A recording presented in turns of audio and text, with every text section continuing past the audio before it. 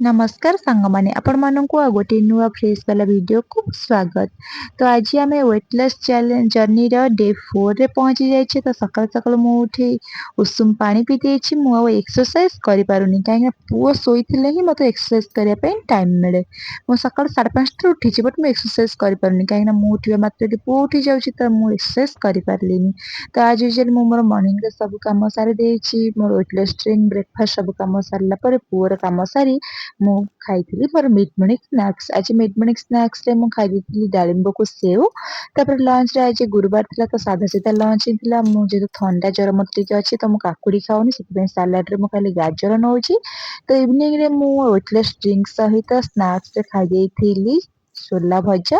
ତାପରେ ଟାଇମ୍ ହେଇଯାଇଥିଲା ଡିନରର। ତ ଡିନରରେ ମୁଁ ମୋର ସେକ୍ ପିଇ ଦେଇଥିଲି।